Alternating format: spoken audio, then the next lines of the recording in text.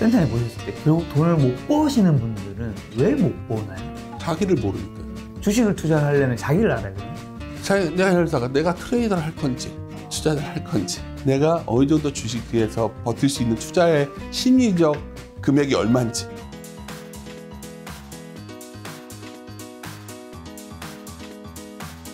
오늘 주제는 2020 주식 투자 편입니다. 지금 이제 주식시장에 계신 지는 몇 년 정도 되신 걸까요, 센터장님은? 제가 94년에 들어왔으니까 네.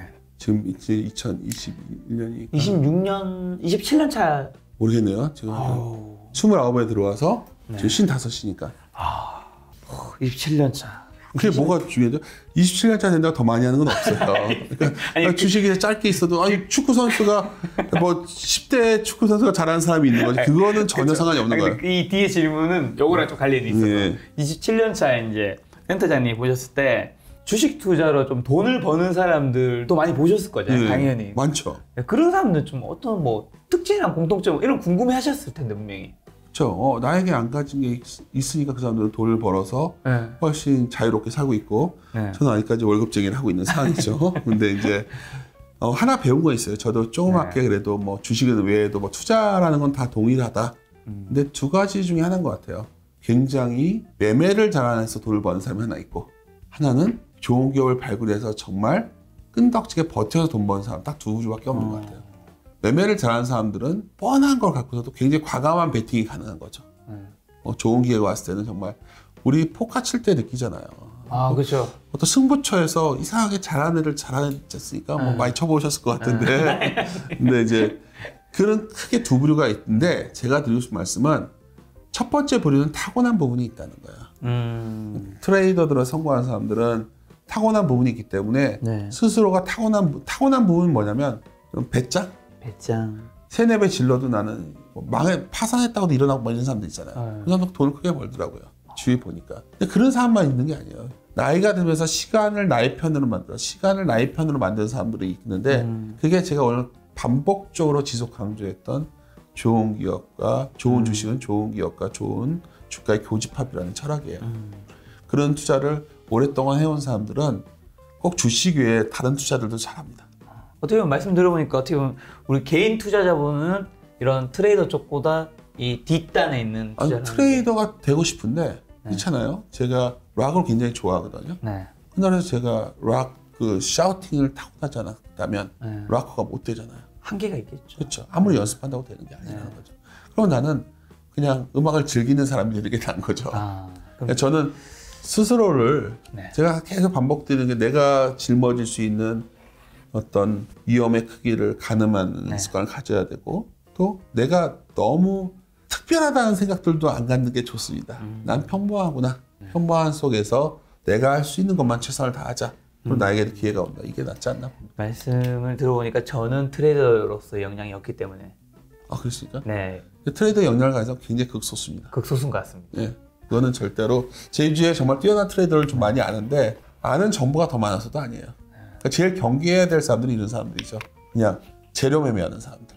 제일 위험한 거예요. 재료 매매하는 사람들 주위에 너무 많으면 그러니까 주식시장에는 굉장히 쉽게 말해서 돈이 정보가 된다. 그러니까 사람들이 제일 잘못 알고 있는 게 남들이 모르는 정보가 돈을 벌 것 같지만 그게 아니라 다 아는 정보를 갖고 하는 습관을 가져야 되는데 트레이더의 세계에서 좀 트레이딩 쪽을 하다 보면 그쪽 세계에 많이 빠지기 때문에 개인들은 타고나지 않은 사람들은 뭘 하게 되면 정보에 의존하게 된다는 거죠. 그렇죠. 그래서 실패하게 된다. 그래서 사실 뭐 리딩방 같은 것도 찾고 그 리딩방이 잘못됐다니 아니라 또 이거 저번에 한번 리딩방 잘못 말했다 제가 욕먹은 적이 있어서 여튼 그런 얘기는 아니에요 저는. 근데 이제 타고났는지 아닌지 스스로를 좀 가늠하셨으면 하네요. 알겠습니다. 전 앞으로 좋은 기업을 열심히 찾도록 하고요. 심리를 알아야 투자에 이긴다는 말이 되게 많이 있잖아요, 사실은. 요 말에 대해서 센터장님 좀 어떻게 생각하세요? 심리의 관화가 분명히 행동심리, 행동경제학 이런 게 굉장히 도움이 되긴 하는데 심리라는 건 다 주관성이 있는 거예요. 그러면 여기서 우리가 이게 더 합리적 표현일 거예요. 심리보다는 확률이라는 표현이 더 맞겠죠. 그러니까 우리가 위험이라는 단어를 하나 쓰고 있지만 리스크라는 단어가 있고 데인저라는 단어가 있고 뭐 이렇게 있어요. 데인저는 정말 우리가 통제가 안 되는 거고 또 위험이라는 거는 또 우리가 너무나 이론적인 거예요. 뭐 우리 경제학에서 다룬 완전 경제 시장을 다룰 때 리스크라는 단어를 쓴단 말이에요. 근데 사실 투자의 세계에서 되게 재미있는 단어가 하나 있어요.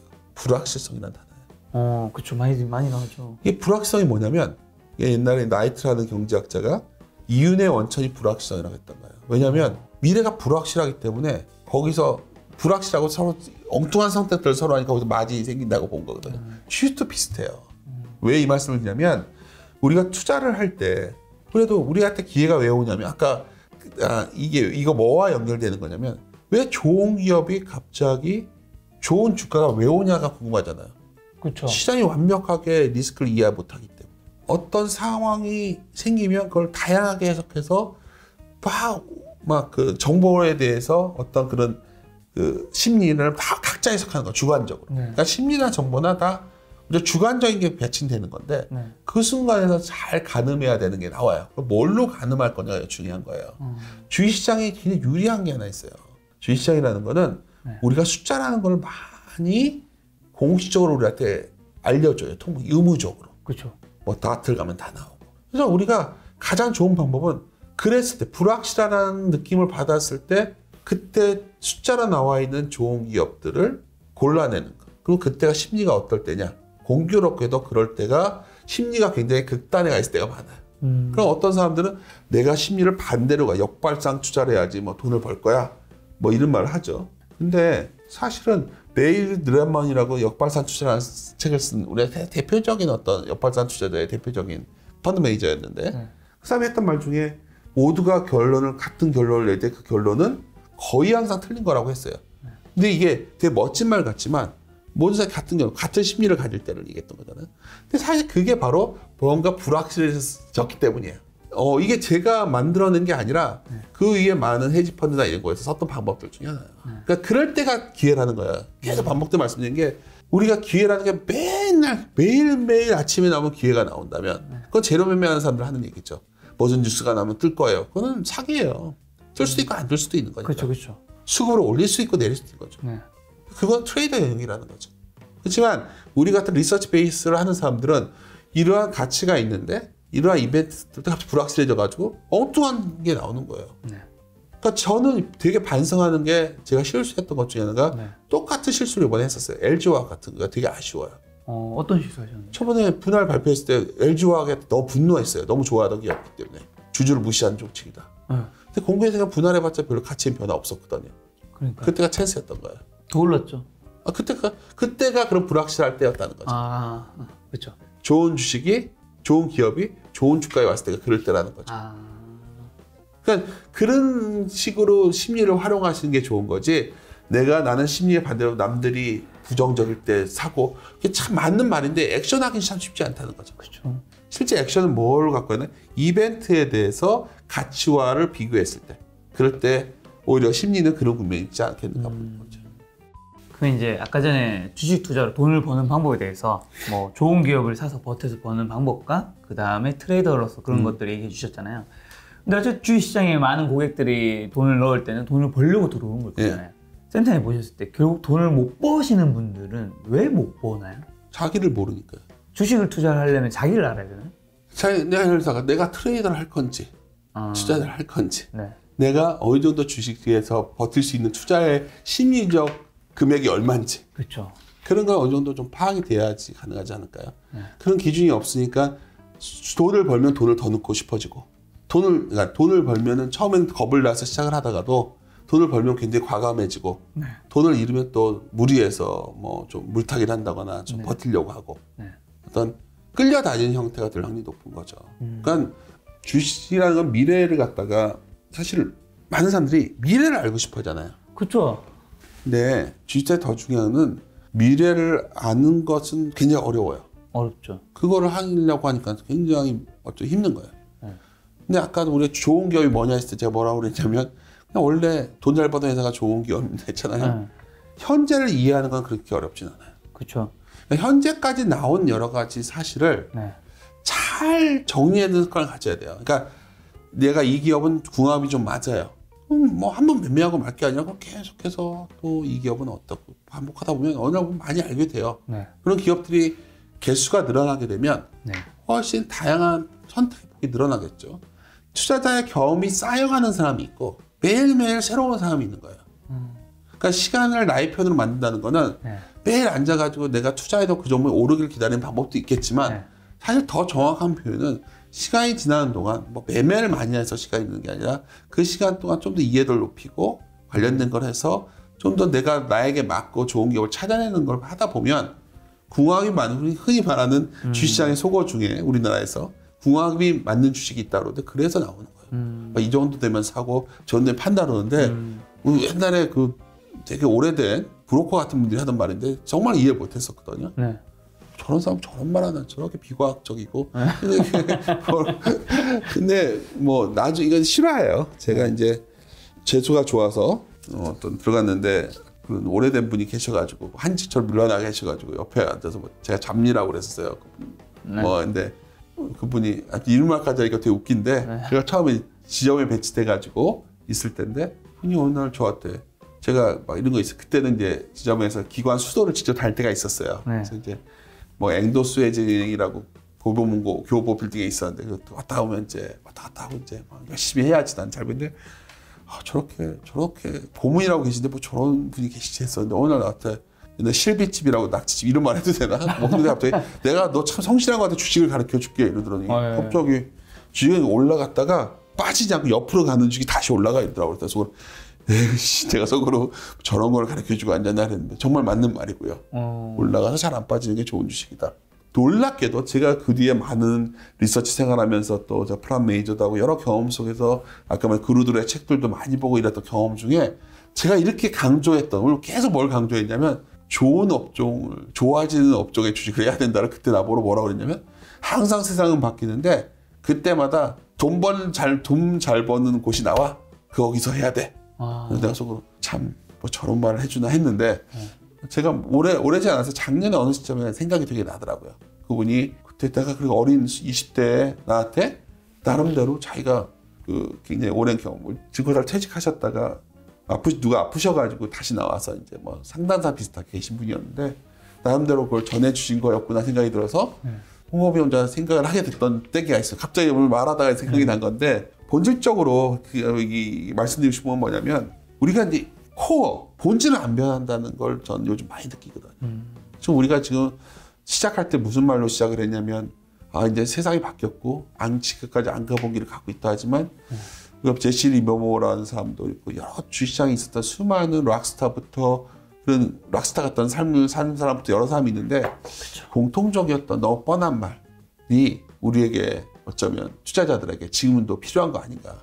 결론적으로 그게 뭐냐면 주식은 결국 주주가 되는 건데 그걸 언제 주주가 되냐가 굉장히 중요한데 탐욕스러울 땐 피하고 공포스러울 때 늘리는 게 제일 좋고 그게 안 돼도 최소한 탐욕스러울 때 똑같이 탐욕스러워질 필요는 없다.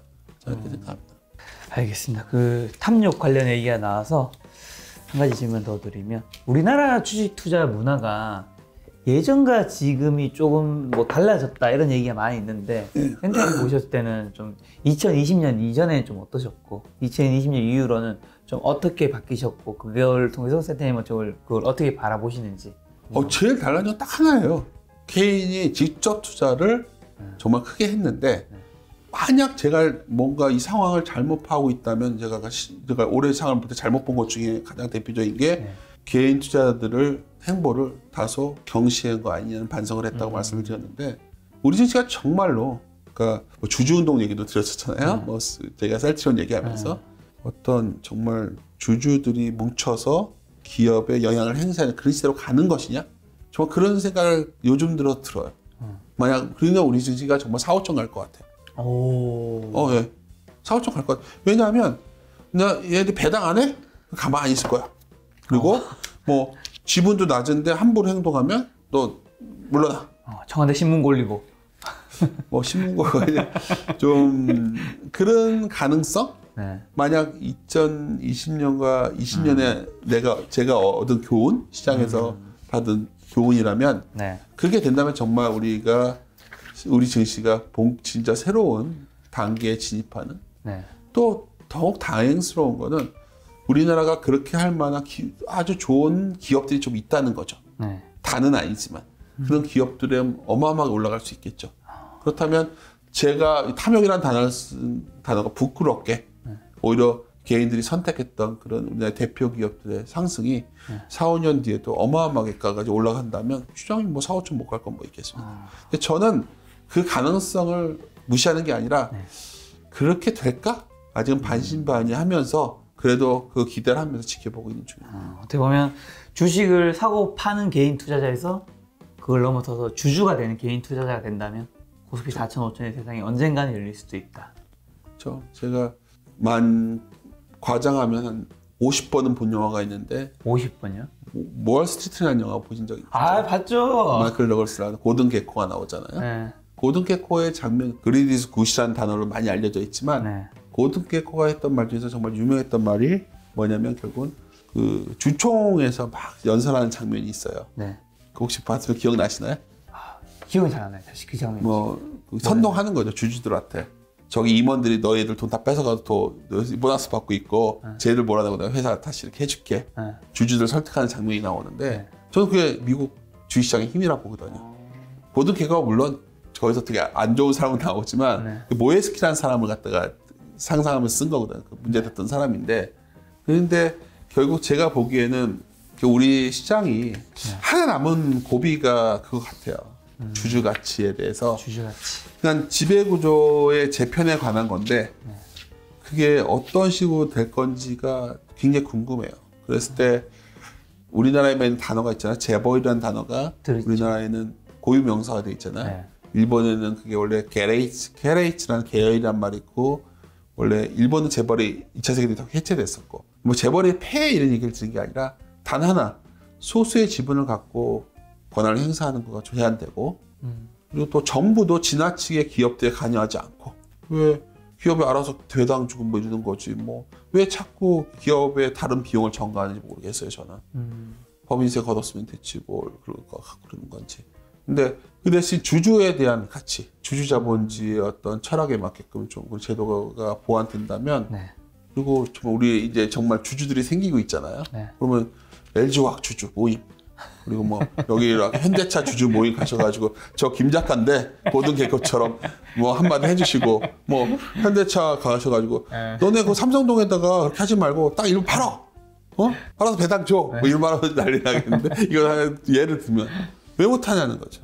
그런 게 결국 우리가 주인이 되는 주주가 되는 그 형태가 나온다면 지수는 정말 우리가 진짜 재평가될 수 있는 그런 상황이 오지 않을까. 센터장님 오늘 김 작가 TV에서 처음 나와주셨잖아요. 이제 2021년 지금 1월이고 새해가 밝았는데 시청자분들 혹시 마지막으로 하고 싶으신 말씀 있으실까요? 그러니까요. 일반 투자자분들이 많이 보신다니까 드리고 싶은 말씀은 투자자는 다 똑같은 겁니다. 뭐 예를 들어서 뭐 개인 투자자건 외국인이건 기관이건 외국인도 한 명이 아니고 개인도 한 명이 아니고 기관도 한 명이 아니지 않습니까? 다 동일한 목적을 갖고 하는 거예요. 결국은 내 자본을 늘리고 싶은 거죠. 그런 차에서 본다면 지나치게 음모론 같은 거는 좀 믿지 않으셨으면 좋겠어요. 뭐 누군가 더 많이 알고 있는 거 없거든요. 개인이 외국인 기관이 팔아서 주식이 빠지고 개인이 사서 오른다기보다 제가 항상 드린 말씀이에요. 우리가 거래량이 100만 주다 하면 50만 주는 뭐 100만 주면 70만 주를 사고 개인이 뭐 누가 사고 30만 주를 파는 이런 게 아니라 100만 주 사고 100만 주 파는 거예요. 맞지 않습니까? 그러니까 100만 주는 싸게 파는 사람이 더 많으면 밀리는 거겠죠. 누군가 그걸 사는 사람이 있는 거니까. 그렇죠. 무슨 말이냐면 그게 결정짓는 변수는 아니라는 거예요. 그러니까 음모론, 마치 수급 뭐 이런 걸로 모든 걸 설명하시기보다 나는 이 기업의 장기적 가치를 보아야 되고 진짜 그걸 그렇게 믿으신다면 주주가 되시는 거고 주주가 된다면 그 순간에 어떤 기업과 영원히 결혼할 수도 없는 거예요. 팔 이유가 없으면 팔지 말으라고 했다고 하지만 우리나라 같은 개방 경제에서는 팔 이유가 많이 생기는 편입니다. 그래서 그걸 감안해서 투자하신다면 어느 투자처보다 주식시장이 매력적이라고 느끼는 분들이 더더욱 늘어나지 않을까 저는 이렇게 판단합니다. 알겠습니다. 오늘 센터장님의 말씀을 듣고 여러분들께서 2021년에 단순한 좀 매매를 넘어서 한 회사의 뭔가 주주가 되는 그런 한 해가 되었으면 좋겠다는 생각이 들고요. 오늘 만남의 손님은 이베스트 투자증권의 윤지호 센터장님이었습니다. 지금까지 여러분 소중한 시간 함께 해주셔서 정말 감사합니다. 오늘도 김 작가였습니다. 고생 많으셨습니다. 감사합니다.